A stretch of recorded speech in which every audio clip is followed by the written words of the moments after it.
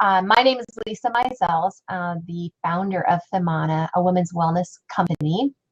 And this show is all about bringing women entrepreneurs on to tell their story of empowerment and to help people feel like they're not alone in their challenges that they go through as an entrepreneur. I think, I really feel like this entrepreneurship is a journey. It's a personal growth journey. And so sometimes you feel real alone because as an entrepreneur, you're working by yourself, and a lot of times it's virtual. So it's really nice to have the validation that you're not alone, that other people have struggles too, that that we all have things that we have to go through, which are actually really gifts that that are given to us so that we can learn and help other people. And so these wonderful women that I have on the show come on and they talk about how they've become empowered and their gifts that they're bringing to the world and their insights with what they do. And so I really love it. And today we're going to have a great show. I'm excited because we're going to be talking about going from overwhelmed to a rock star CEO. Now, who doesn't want to be a rock star, right? Oh, darn. Where is it? I got to play it. I'm through with standing I'll never get it. It's at the bottom of the knife, and I'm never gonna win this. Life hasn't turned quite the way I want it to be. I gotta hear the rock star part first. In a bathroom, I can play baseball and a king size tub big enough for 10 plus me. Well, maybe it's not coming.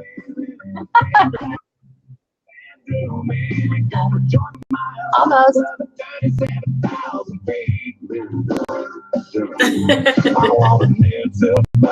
Okay, he's taking too long. Yes.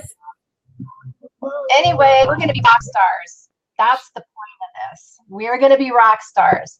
And Nancy is going to be talking about finding your work and life balance. And she's going to be talking about creating your dream team and how to outsource tasks. And we all want to know how to outsource, how to hire the right people for your team, which is so important. And the power of the mindset work. We all know that's so important, but hearing it from somebody else helps because we know it, we can teach it, but we've got to continually hear it. So she's going to talk about techniques to foster empowering beliefs of becoming and being a rock star CEO in your business. So let me introduce my guest today, Nancy Gallegos. She's a psychotherapist turned life coach and business coach. And after 14 successful years in her corporate career, Nancy left behind the long, demanding hours of the corporate world.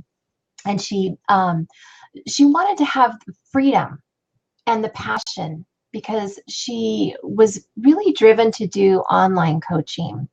And Nancy built her online coaching business while she was still working her 9-to-5 job. And earlier this year, she finally left her job so that she can focus on her business full time. That's amazing.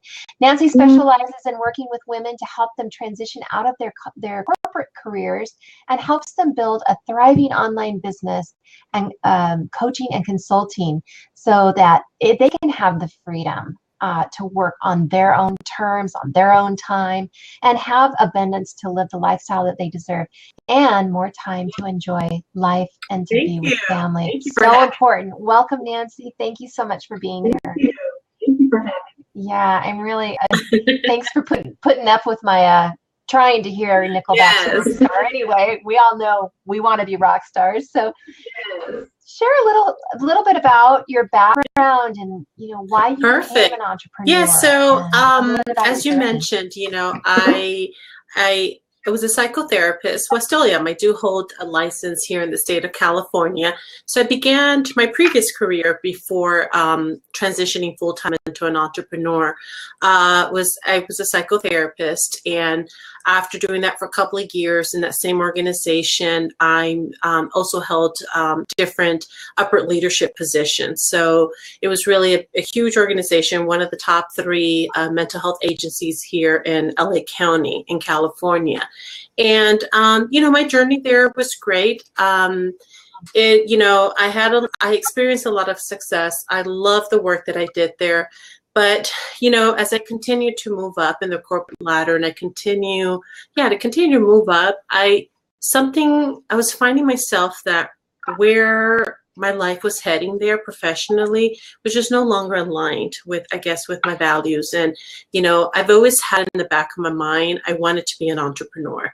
That I didn't know that at a very young age, right out of high school, I had that in me.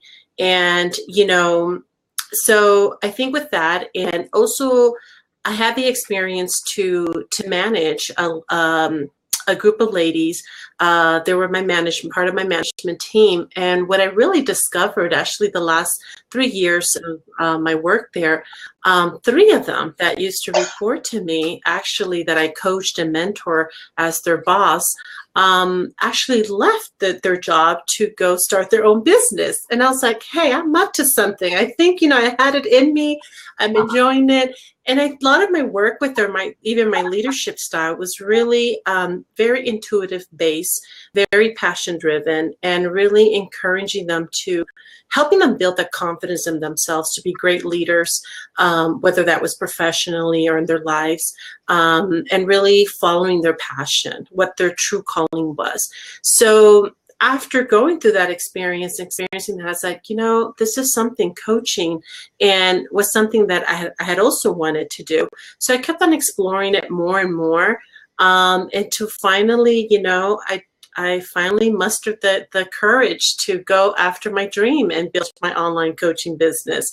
There were a lot of things that held me back, and we'll talk about it later too. And mindset was one of them. I think my biggest challenge was really,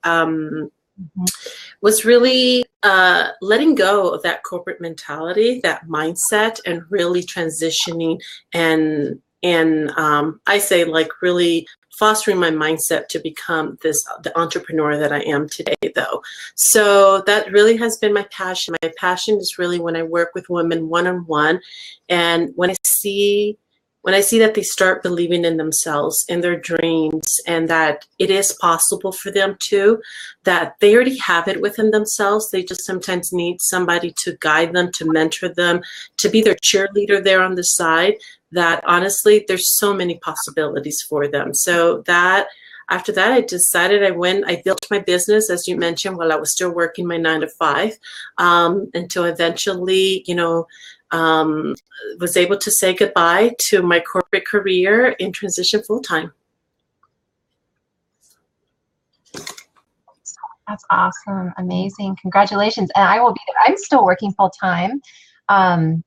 And so I'm interested to hear about your mindset piece. For me, I still love what I do too. I mean, okay. I work with young dietitians, and and the students and new dietitians, yes. And so I get to train them and I get to mentor them, and it's that coaching, that building the confidence and boosting them up, that I love to do.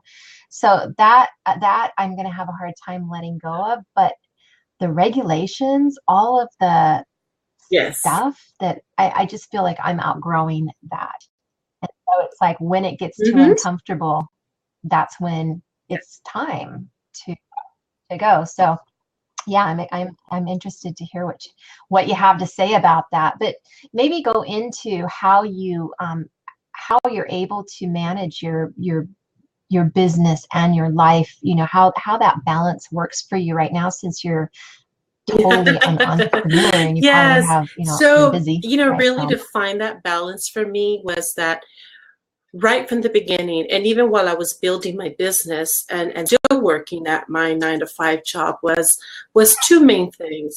Three. It was 3 main things. I think one, I implemented right away some automated business systems. Mm-hmm. I think I had to implement those right away to save myself, because especially, while working my job and coming and working in the evenings, late nights, or in the weekends, starting to build up my business, I needed to find ways to really maximize my time and my energy more of anything. So it was implementing some business systems, making self-care a non-negotiable for me. That was a huge one. I learned my lesson the hard way in the corporate world. I'll go into it a little bit right now. And number 3 was my mindset, as you mentioned. You know, I do believe firmly that it's almost like 75-80% of the work really was for me is my mindset. Really switching from a corporate mentality and into what I call like really stepping into my entrepreneur resiliency, really my mindset as an entrepreneur. So those were the 3 main things that helped me and continue to help me to this point. That's great. Yeah, those are going to be really juicy things that you're going to be talking about, yes, right? Yes. Yeah. So talk about the technical things that well, maybe we could talk about that later, but let's maybe talk about some ideas that you can give people to help them find more balance. You talked about a few of them. Is there anything specific that you have in mind? So I think, you know, when we're starting a business, I mean, there's so much we have to do as entrepreneurs. I think, especially as you're just beginning to form the foundation, the model, your business model, and ongoing. So some business systems that I truly believe are very helpful to implement right from the beginning, and that I teach and help my clients to do so as well too, though, there's a couple of them. So one, I mean, it's just a strategy is even a calendar and time blocks.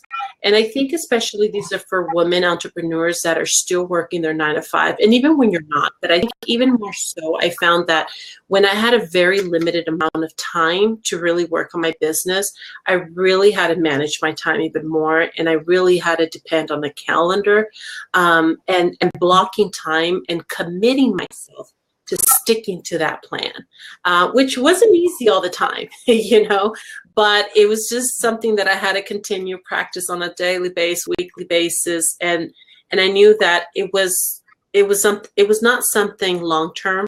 It was just until I'm able to build my business to be able to leave my 9 to 5 job.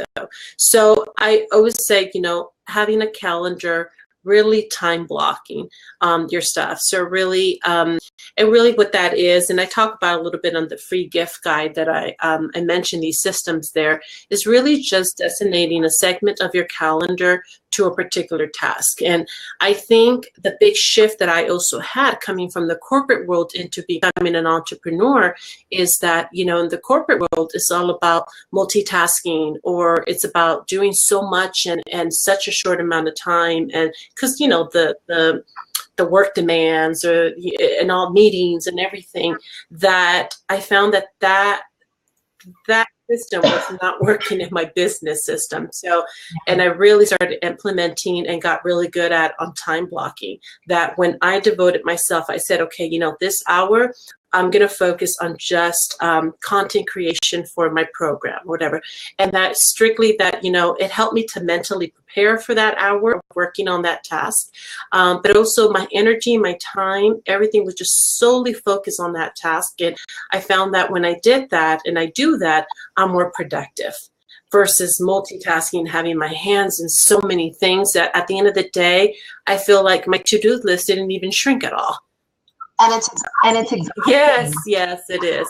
It really is. Yeah. So really that calendar, and I say, you know, using your calendar as your Outlook. If you folks, you have your laptop, Google Calendar too has one that has a lot of really cool features, and it's free. And, you know, of course too, if you like to use the regular kind of paper calendars, that's great. My only suggestion that I give is that for it to be eventually electronic is because then you can sync it with other automated systems to make even your life more easier.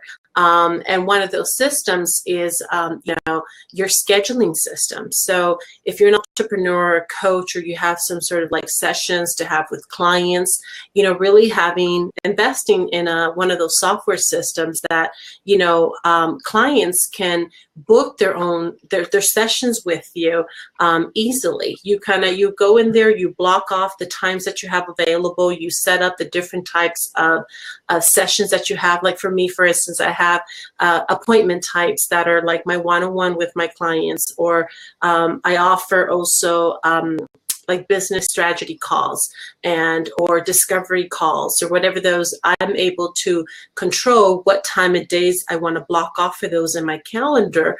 And then the link is available at my website or wherever I post it. Clients or potential leads can go in there and schedule their own appointment. And then you can also set up notifications that it will notify you immediately after somebody sets up an appointment. And you can also create like intake forms that, you know, especially with potential leads or strategies, you kind of want to learn a little bit about them before you get on the phone. So I have simple intake form that asks them a couple of questions, or, you know, and I get to read that before I hop on the call with them. I mean, all of this is really just saves you a lot of time, energy, and that hassle of going back and forth in emails with a potential client. That's very time consuming. It sounds like you have a cutie schedule. Yeah, that's one of them. Yes, there's many out there available, but that's the one that I use. Yeah, I like that one too. Yes. Yeah, so you've got some at the end. You're gonna share with our listeners a gift that you have, Yes. and it's got some of those examples or those your recommendations. Okay, perfect. Yes, yes. So that's one. And I think another system too, you know, I think in any business, you know, the importance of building an email list. You know, they say that old saying is, you know, the money is in your list. I mean, it's so true. You know, you get a list of potential leads that are interested in you, that you can make offers to and nurture them. So even an email marketing system like that helps you to gather those email lists for you, and where you can easily kind of create. They have like easy to follow templates, email templates, and make it so much easier if you're not tech savvy or computer savvy, or even, you know, creativity of how to make, you know, your email look really pretty. They have some really nice templates that you can easily follow. Just copy and paste your content there, type it there directly, and send it to your entire email list or to segments of it, though. So I think that's another great way to really save you a lot of times. And these are really systems that I implemented, like I said, right from the beginning of my journey. And I tell you how much, I mean, time and energy. I mean, I have women that come to me and talk about them, and that they've been in business for a while, and they're still doing all that, emailing back and forth. I'm like, no, we need to implement some good systems to help you save you time. Yeah, for sure. It is very much a time saver when you can automate things. Yes. That's awesome. Amazing stuff. Definitely. So also in the guide, there's a couple of there that, you know, entrepreneurs, our viewers can look at. I mean, there's some that, you know, vary in prices. They're not really that expensive. Some of them actually even also offer like free trials. I always say, you know, take it for a test run to see if it works for you, see if it meets your you know, the needs of your business and yourself, though. So another one too that can be very time consuming is really automating your payments and your invoices with your clients. You know, if you still don't have a VA that can help you with that, you know, there's ways you can really set that up through PayPal. There's the SquareUp, QuickBooks, all those that can help you send invoice to them quickly, help you keep track of your invoice.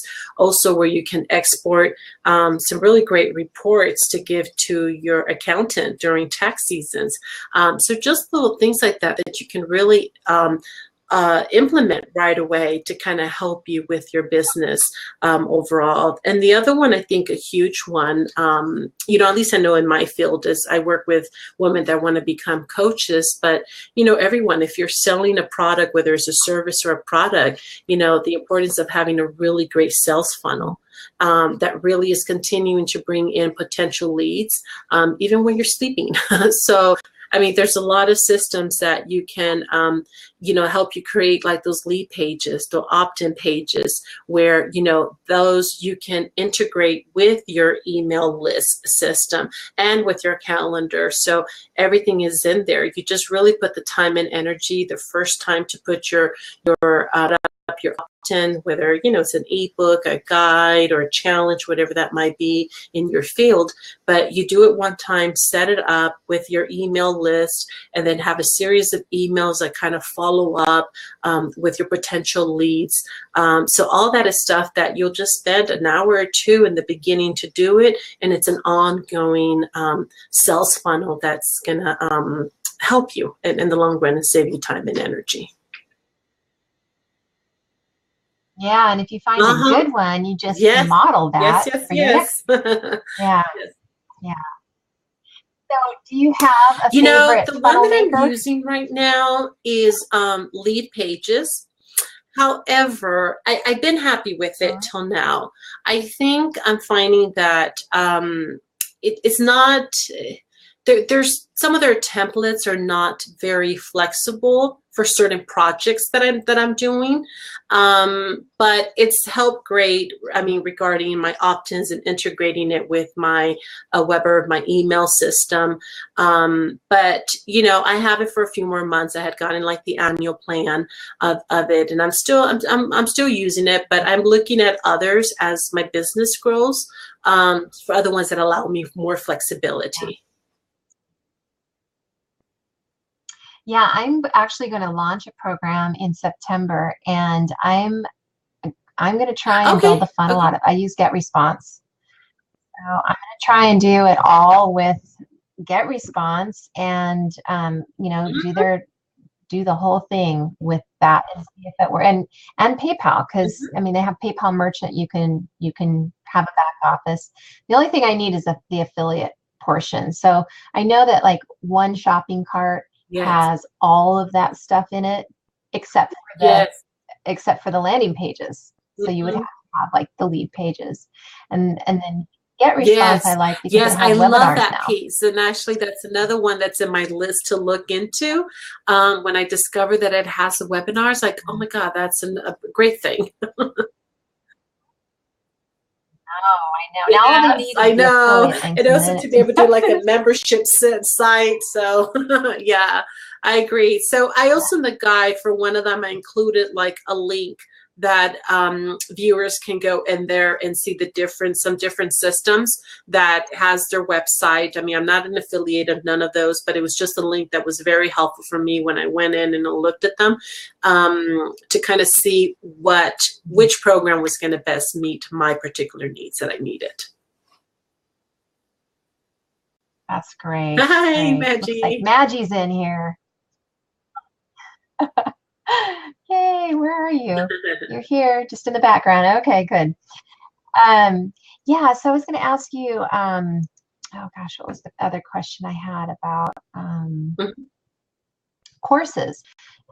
You said you work mostly one-on-one, but what about women who work with groups? Is there any kind of technology or any platform that you recommend that they use for groups? With the email, I mean, it's the same thing. You gather those. I think the email system, it just depends. As your email list grows, then you got to look at upgrading your plans or going elsewhere that provides you more for them.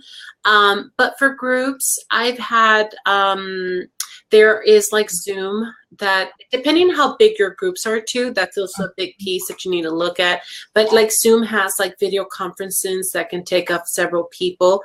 I've done webinars in Zoom.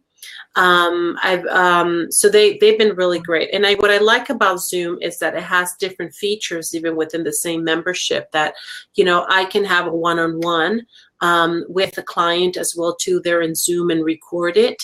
If they wish to kind of record it, have a recording of the session. Or, you know, I can have a big conference, like a big webinar. As well too, though, that they have multiple plans that you can do that though. So that's been very helpful. I know there's one I think it's Telesummit or Teleseminar. That's also a very popular one if you have bigger groups, like a 50 and above.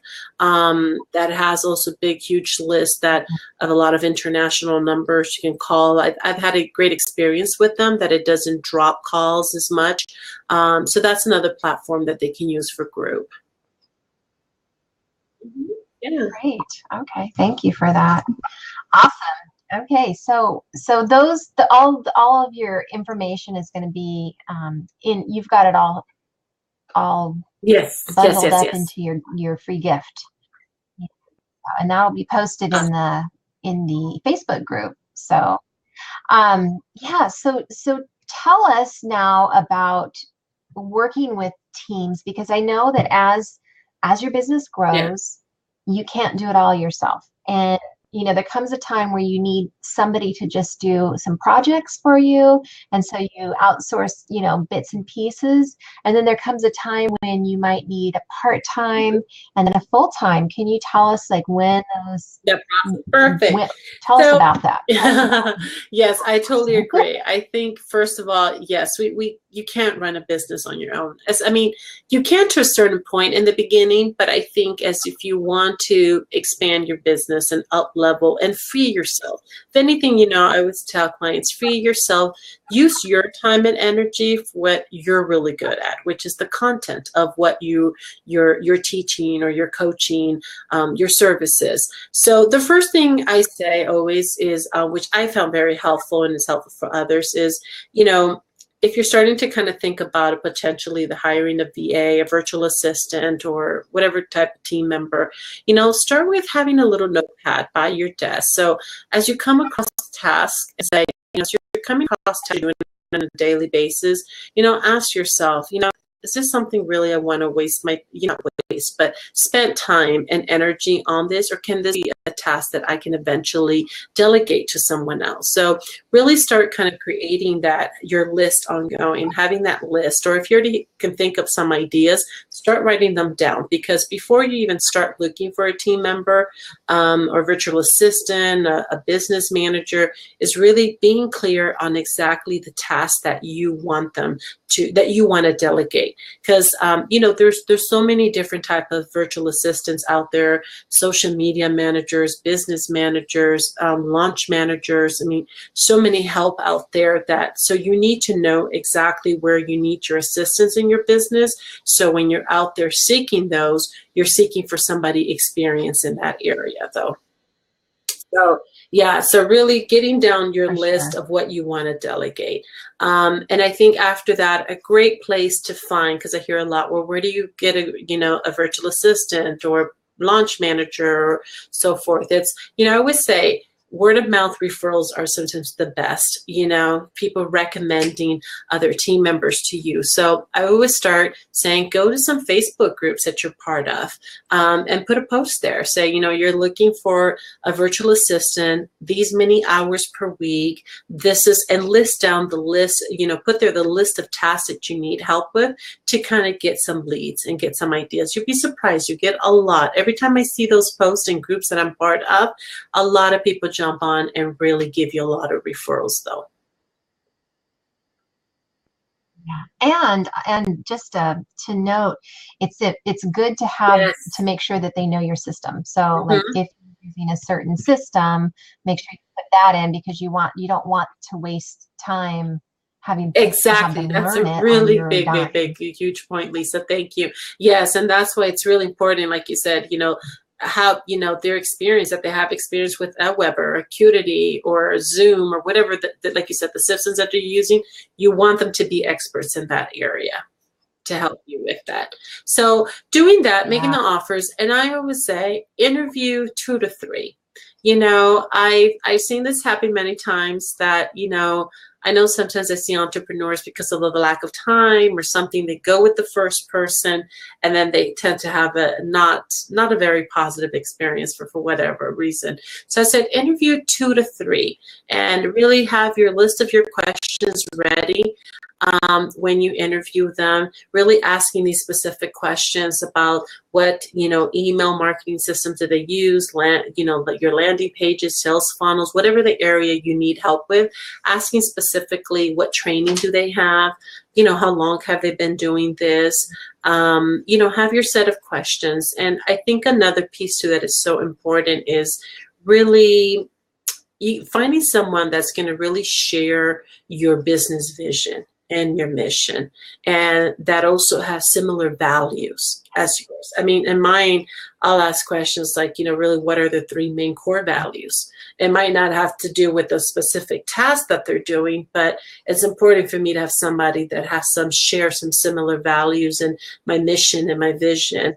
Because ultimately you want them to really be like your right hand. Those are going to be the people you're going to be trusting on some of your business tasks and delegating some important tasks to them. And you want to feel that they're aligned with your work and that you guys click. So you really important piece as well too. Yeah. And having several people to choose from gives you the other added benefit of they'll ask you questions like that you wouldn't even think of. So then you could ask those questions to everybody, and it kind of helps you bring up things that maybe you hadn't thought of. So I like, and there may be different reasons for you to partner with people. They need an alignment, but maybe there's somebody you want to build a relationship with that maybe could benefit you down the line strategically, So there's a lot of things to think about. I think totally agree. And I always say, I'm very intuitive, and I think that's something that, I also pay really close attention when I'm on that Skype call or that Zoom call with that interviewee, like really, how am I feeling as I'm interacting with them? Listen to your gut too. Listen to your intuition. That's normally never wrong. So really just honing and putting, like you said, all those pieces together to really help you to choose that right team member for you. Yeah. Yeah. Yeah. Yeah, that's good. And the other thing is that's a great idea. I've never even thought about having a notepad and writing down what the tasks that you do. But I think it's really hard for entrepreneurs to give away part of their business because it's part of your growth journey. And so these little pieces and parts that can kind of annoy you that you don't have to be doing, it's hard to disentangle I know. that from I can speak from personal experience.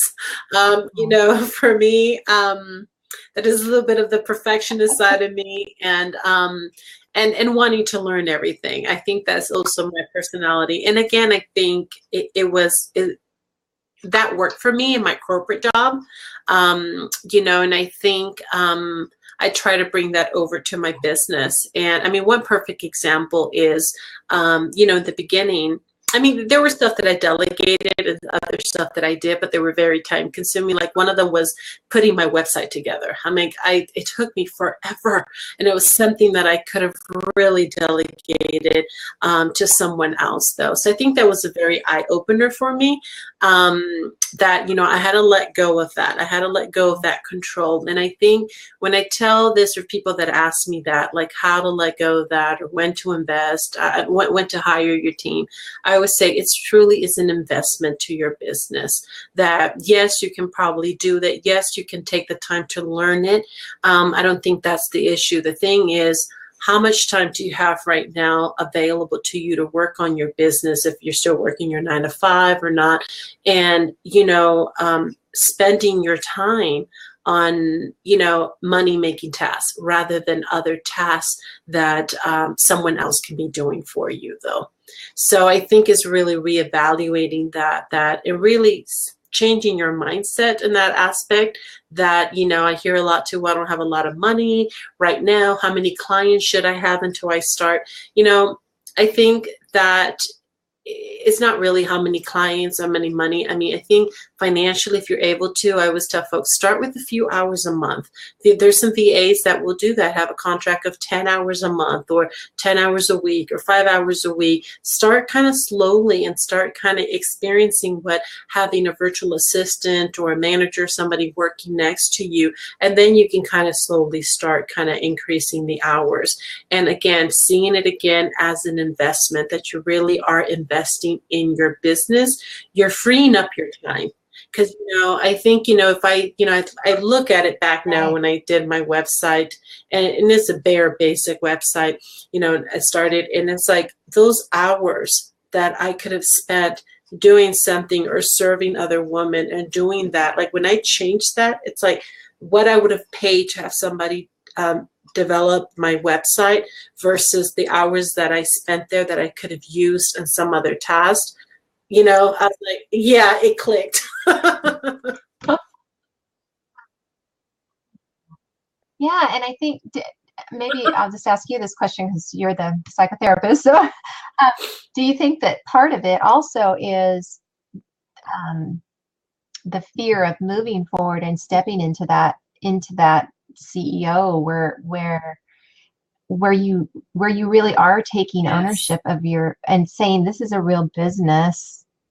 I'm gonna I'm going to have somebody that I have to let go of some of these tasks. They're not necessarily attached to me. They're part of the business.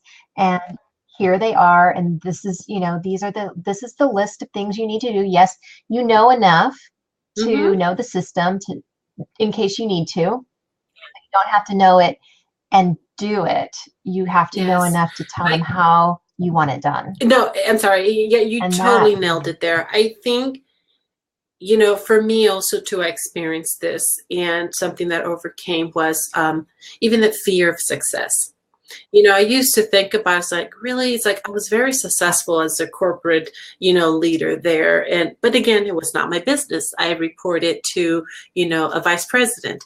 I reported to those. But I think it was that fear of success, that fear of up leveling your business, or that fear of, if you start growing your business, how is that going to impact your life, your personally, your relationship with people in your life, how are people going to view you, thinking about what your close friends are going to think of you as you're growing, you're being successful. I mean, it's so much of that. I think that mind game, that's questioning, that doubt, that fear, that comes part of it as well too. Yeah. yeah, that's a huge part of it. I mean, Mm-hmm. that's our journey, right? To be able to be seen, to be able to Yes. step out and do what we're Yes. supposed to do in this world. So, yeah, I think that's like, yeah, all that stuff. So, okay, so we talked a little bit about building a team and knowing when it's right. So you're saying just spend a few hours so that you can get the feel of what it takes to be able to let go of some of it and how much that actually helps because VAs can do Yes. it so much faster. That's what they do. Mm-hmm. Your creative mind Yes. is still going Yes. while you're doing the stuff. So yeah, so giving it over to somebody else. And what about um if people, you mentioned people not being able to afford it, but I think Mm-hmm. if somebody is moving from a 9 to 5 job to Yeah. having their own Yeah. business, that would be a priority. Mm-hmm. Yeah, to invest that little bit. And what would you say is a good amount to invest in a month, or what is a good amount to pay a VA? I Like see, what is a going I rate? mean, as the saying says, I mean, you pay, what is it? You get what you pay for. So that's something to also keep in mind. I see VAs going from right now between 30 to 40, $45 an hour, the most experienced ones. So I think those are ones that I consider too, like VAs, kind of a little bit like VA/business managers that really know how to do a lot of the pieces, familiar and experts in several of the pieces in your business puzzle. So that can do,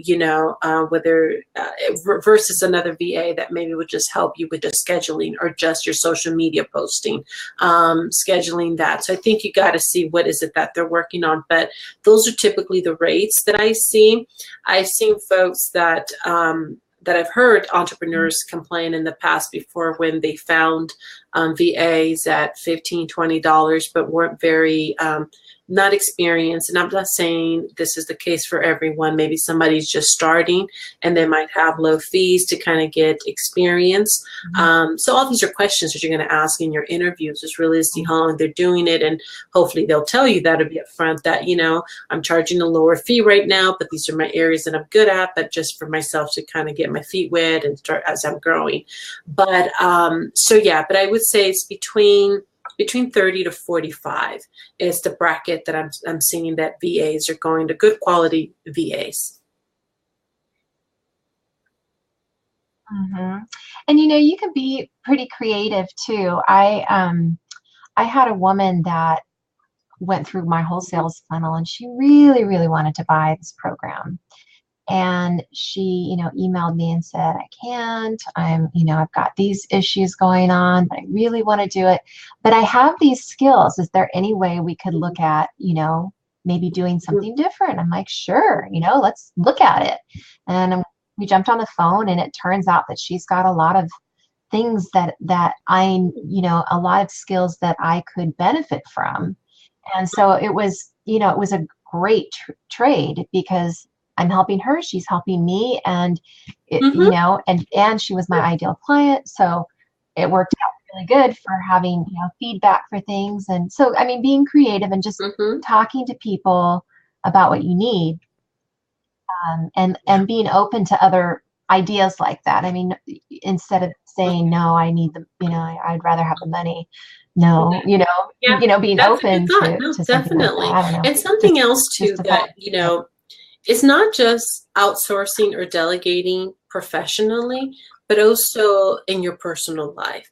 So that's also a piece that, I really talk a lot about even in my program, as you're prepping and delegating, is personally too. What are some things around your household tasks that you can delegate, or investing and someone to come and clean your home once a week or once a month, or if you have children, a babysitter for a certain amount of hours throughout the day is to really get some done. So it's also not just professionally, but I think personally, and it goes back to helping you balance that, the business and your personal life. So looking at both of those and really discovering and seeing what's going to be best help you right now.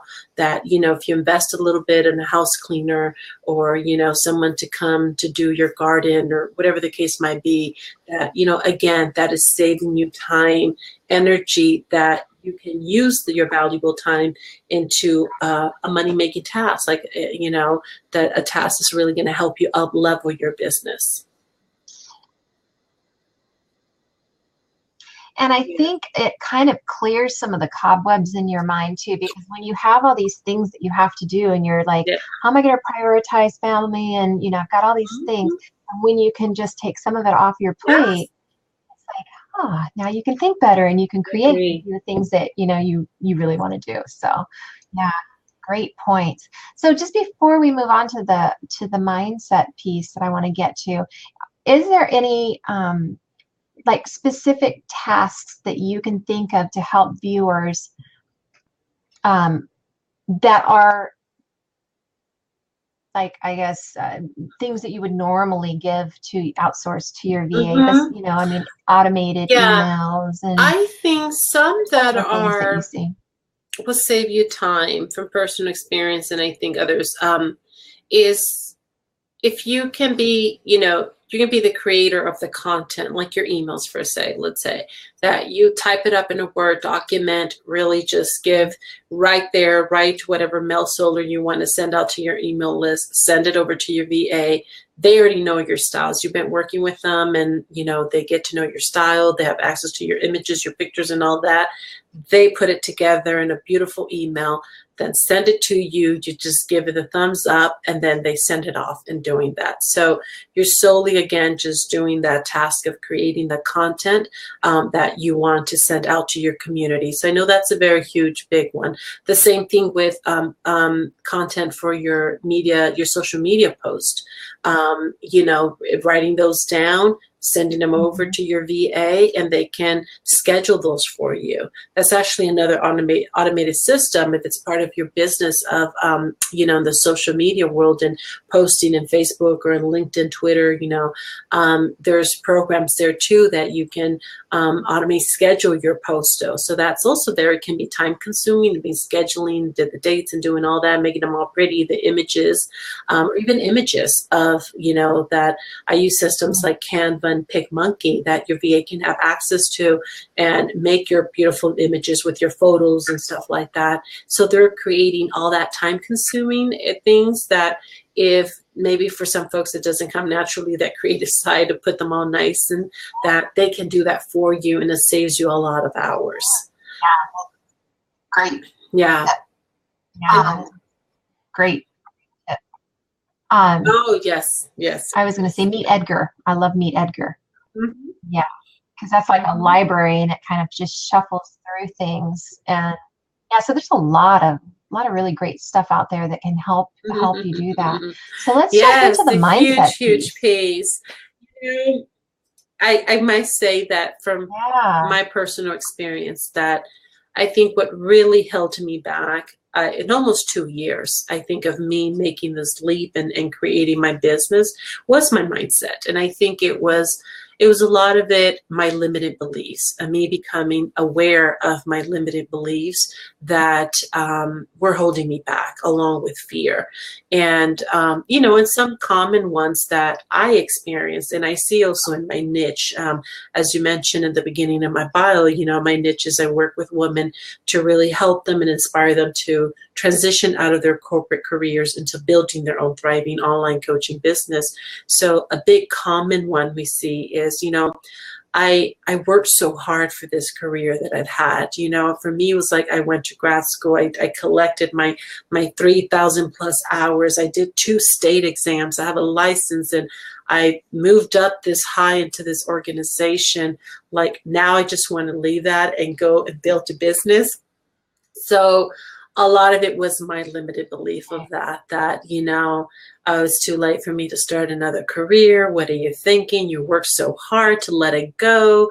Also the fear of letting go of a steady, comfortable paycheck, of a salary as well too, and the benefits. So it was all my money stories, my money related, my beliefs, that really held me back for 2 years, until I really started becoming aware of them and working on them. And really that process was me instilling, empowering, adopting new beliefs that, pretty much getting rid of these old ones that maybe served me for a purpose previously, but I think I had to adopt new ones that were going to serve me now in my new lifestyle, as my new life, as I transitioned over to a full-time entrepreneur, or just to an entrepreneur while I was still building my business though.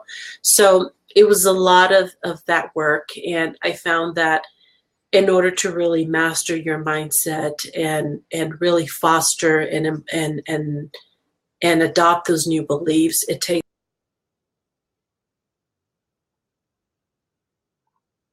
Yeah. So, darn, you're frozen. Hope we don't lose you.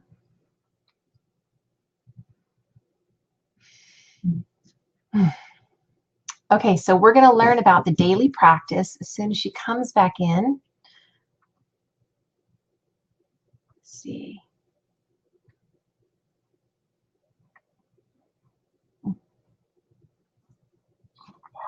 I just came in for a second. Okay, bye. We're getting to the juicy part. Because my daughter might. I'll just mute myself if she gets loud. Dan, I'm waiting for. I need see. It's so dark in here. Okay, great. I'm just gonna. I can never get the lighting right. I can't see. Can you see? She's not in here. I don't see her.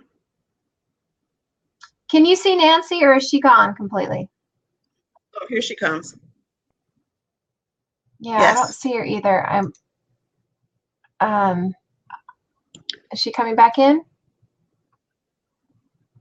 Oh, there she is. Okay. Yes.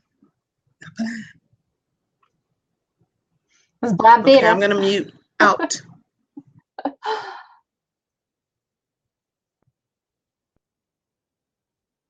Okay, thanks.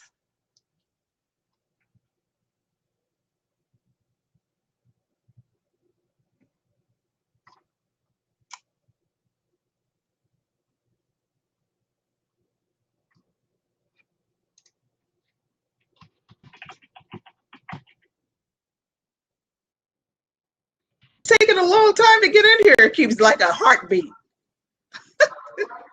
Now she's gone again. Oh, bummer. Darn. I'm back. Yes.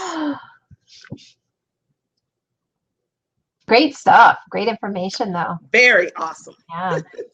Yes. Great job. My guests are awesome. I Yeah, I know. don't see her up there either. Did she send you a message on Facebook Oh, or anything? she's gone No? now. Wait, I think you can pause the recording. You can pause it. You can pause it. I don't have Facebook open.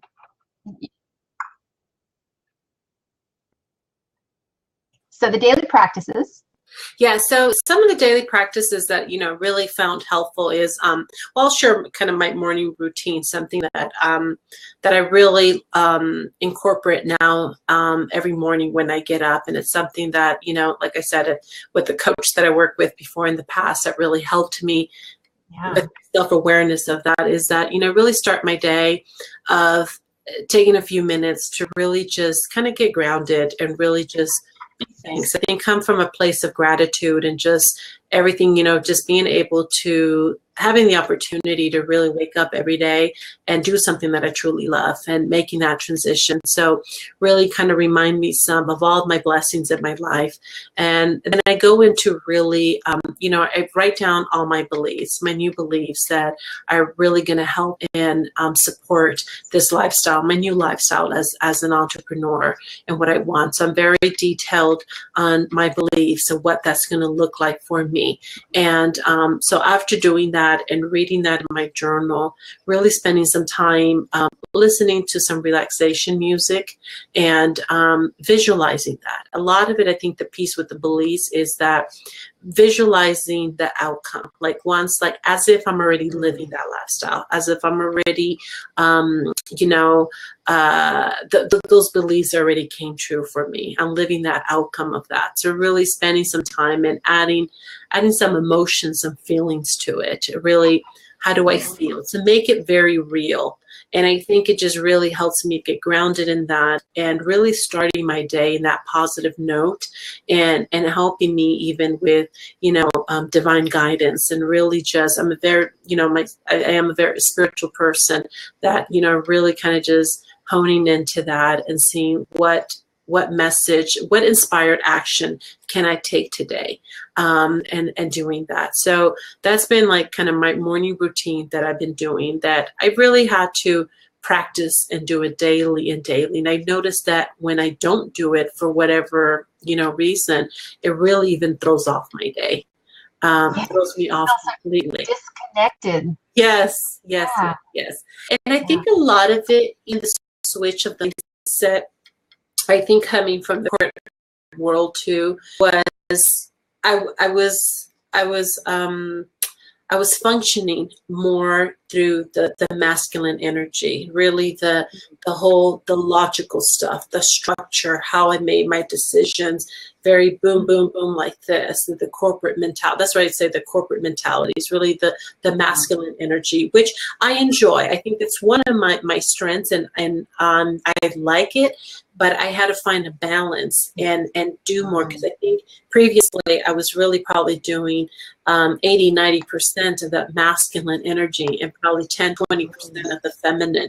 And I say, you know, I'm intuitive and in the intuition, but I think that's when I started feeling out of alignment in my previous job that I mentioned, is that I was no longer really basing it a lot intuitively in my work, and because having to meet so many demands and the changes that were happening in the organization and what was leading, that's when I started feeling out of alignment of where I was heading in that path.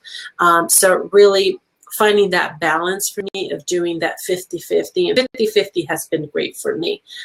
You know, that I can do 50 of having that structure. I like that structure. I love having like templates and spreadsheets and things to help me keep track of my business and know of that, but also using a lot of more my femininity, my stepping into that powers of feminine, my intuition, and sometimes, you know, really just seeing, going, it get an inspired action, acting on it, and not sitting there and try to find logic for it. That's been my process as kind of becoming that. So those are some techniques that really help. And some techniques too that helped a lot was, it helps for some like it, some don't. It's a vision board. You know, I think for me personally, it was really great to have that in the beginning because I had it in my office, in my current job, in my previous job, like really where I was trying to get to. This was my long-term goal. This is what I wanted. So having a vision board can be a really great thing, but it's not just doing it at one time. It's really looking at it daily. You know, reading those phrases that you have in your vision board, really spending some time to really visualize that and seeing that and updating it as you need to. So something that I started doing is, you know, I have a little vision board kind of behind me. Yeah, so what I'm starting to do now is, as it's a new one that I did, as I'm meeting that, I'm going to replace it with an actual picture of me.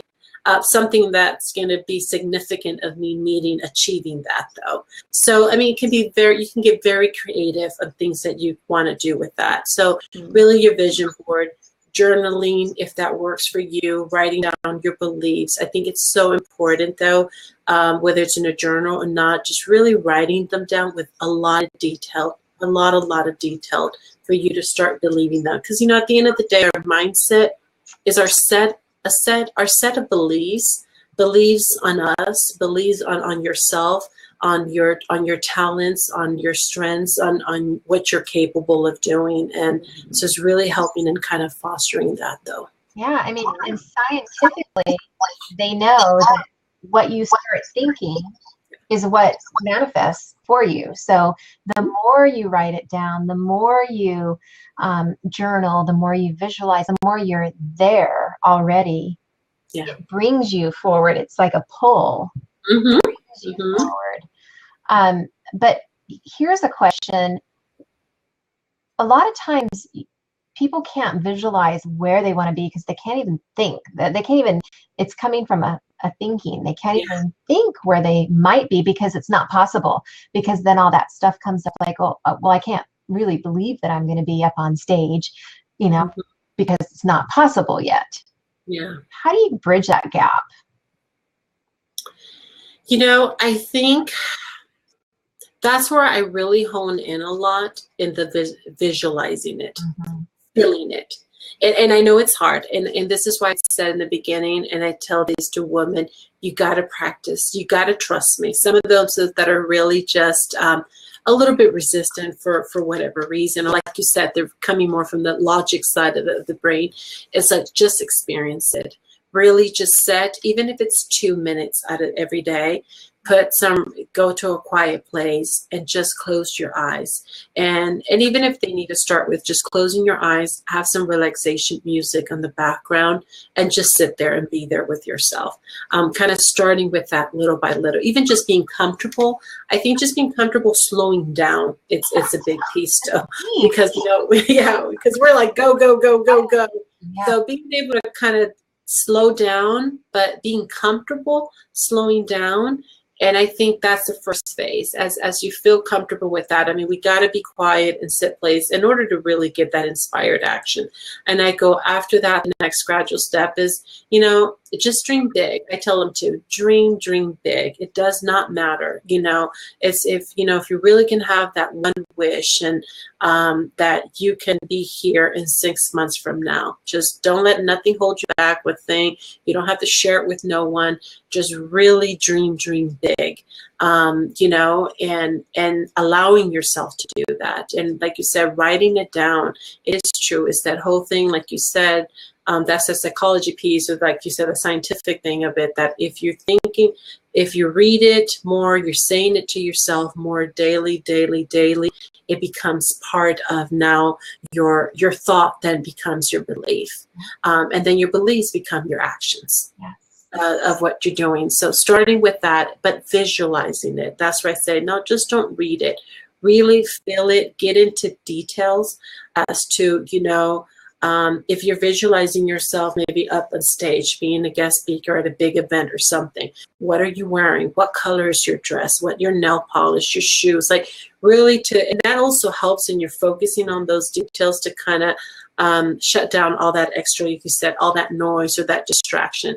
And I always say too, give yourself a break. It takes practice to really to really hone into that. So you got to be easy with yourself if you get distracted. I even still get distracted to this point. Sometimes like I'm thinking, I'm feeling the moment, and then something pops up. I'm like, really? I got to go back again. Yeah. So it's normal. Yeah, it's human.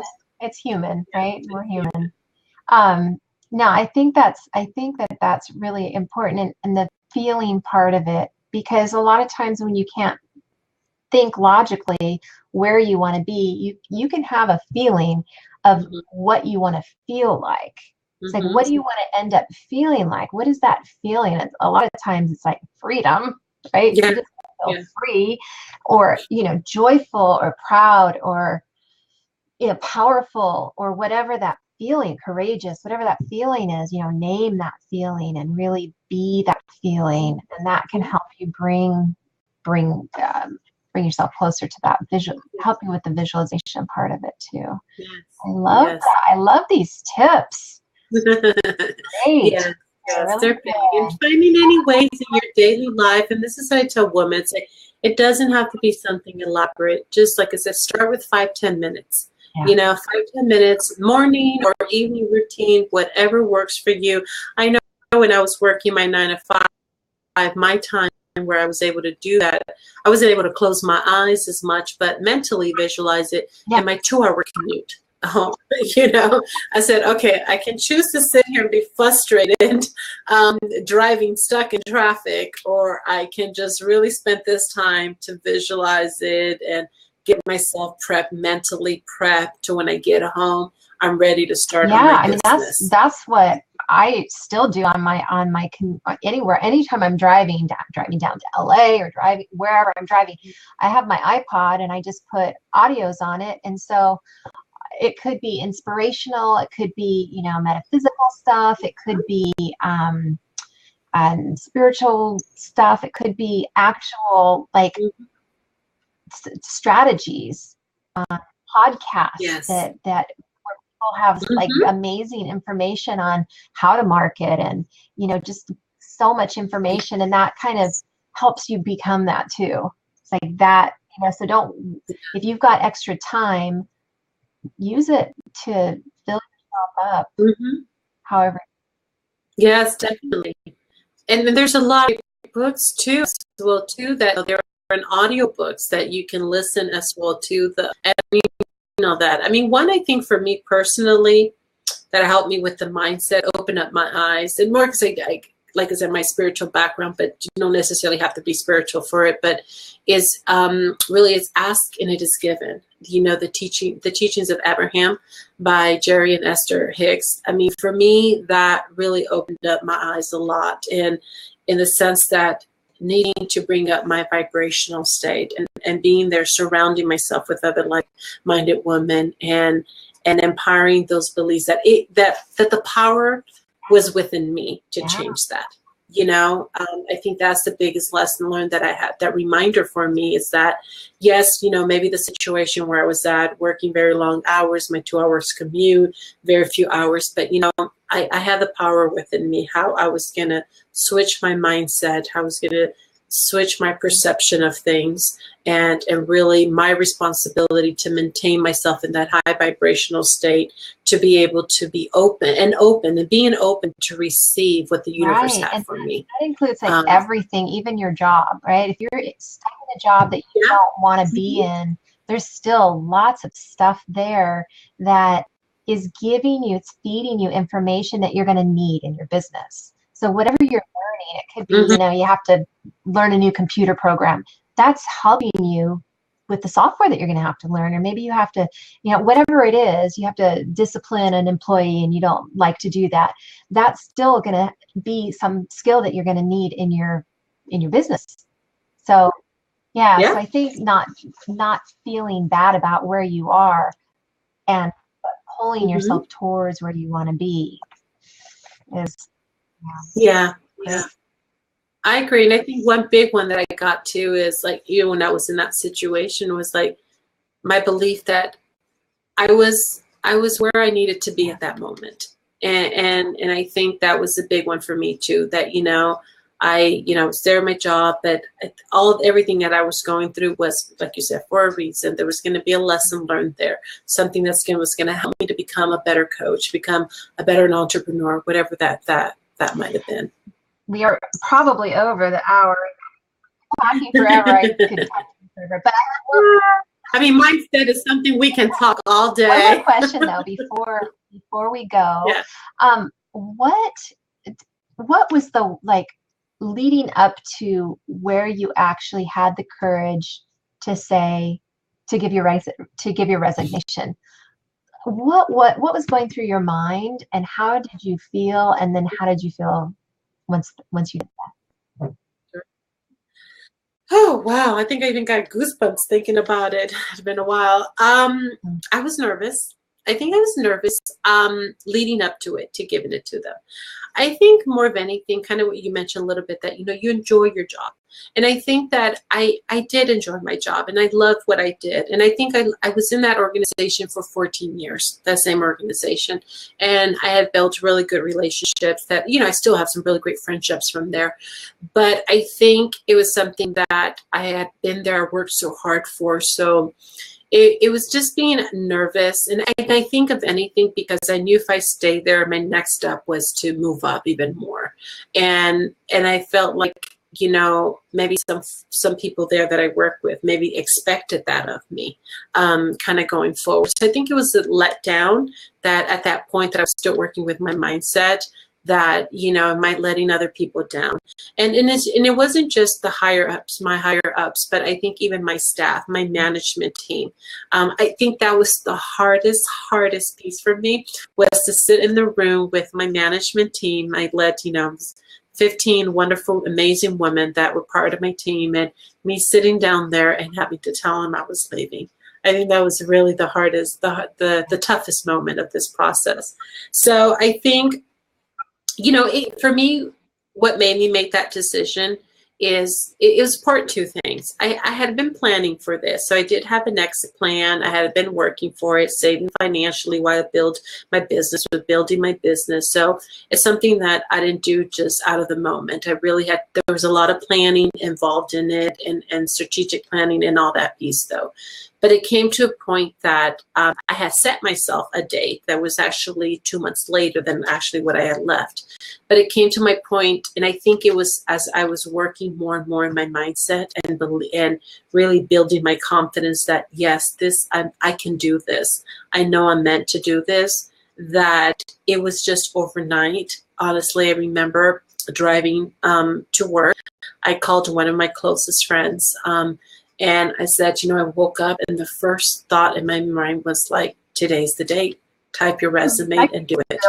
And maybe it was inspired action. It was a divine, I didn't see it like that at the moment, but it's like I woke up and that was the thought in my head as I was doing my makeup and getting ready to work. That was the only thing on my mind. I said, I got to run with this. And again, because I had done some prep time, and it was 2 months sooner, and I already had spoken to my immediate supervisors and some higher ups that they knew what I was doing on the side, and I had that trust with them to be able to talk to them about it. So it wasn't a shocker to them. It was a shocker to the folks that did report to me, but so I went with it. I got into the office. I, did my morning routine, went around, said hi to everyone, got into my office, and I typed my letter.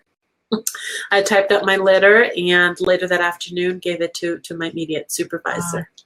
Wow. So it was just in the moment. And I think after giving it it was a sense of relief. It was a sense of relief, but then still some anxiety or something, because I had to still face my toughest challenge, like I said, was to tell my management staff, and then after them, tell the line staff that I was in charge of that region part of the LA County, and having to tell them in an all staff meeting. So those were two things. I think I kept on just pulling, rather than pulling the Band-Aid off completely, I kind of did it in phases. And then once you were finished, like you gave your notice, you ended, you finished your job, you came home, and how was that for you? Wow, it was an adjustment. I think I felt and I thought that I had prepared myself, again, that masculine energy part of it, that I had, okay, got my business up and going. I prepped financially. I have X, Y, and Z all set up for me. But the one thing that I was not counting on and that I experienced the first month of being off of my job was I went through a phase that my body was going through, having those weird physical symptoms. And, from having some neck kind of pain, or a pain in my lower neck, and not sleeping well. My sleeping pattern was interrupted. And it took me a while to make that connection. Like, it was almost like my body was detoxing from all that stress that had become the norm for my body. And I think that now that I was so relaxed and there was not the tension of the commute, the tension of the job, that my body, I felt like it went bonkers before it kind of neutralized again, though. So I think that was the biggest piece for me, eye-opener, the first month that I was off of work. That's great. Well, thank you so much for sharing. I know this is helping a lot of listeners out there, because I mean, we all think about this stuff, and wonder what it's like, and wonder and it's all an adjustment. It's adjustment in every stage of what you're doing.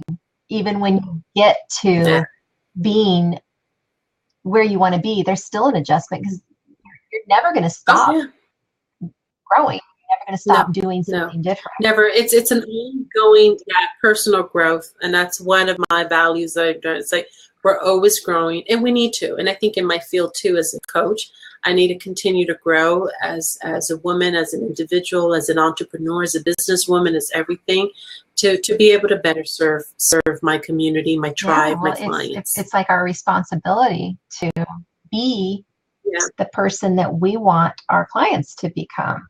Yeah, so it's great. Oh, so amazing. Thank you so much, Nancy. You want to tell the listeners about your gift?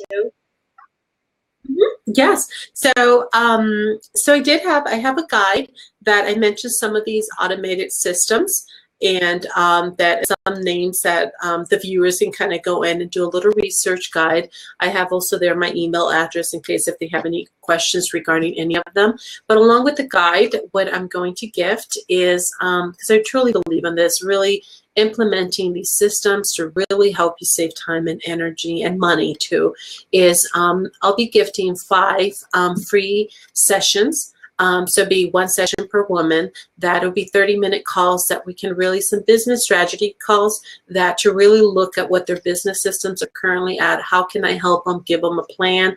They'll come out of the call with a plan and things to kind of implement to really help them strategically kind of plan their day, their task, and really with the ultimate goal to save them some time, energy, money, to help them kind of release some of that stress or that overwhelmed, and be that CEO. That's amazing. That sounds like a really, really great, valuable both gifts that you have. So thank you.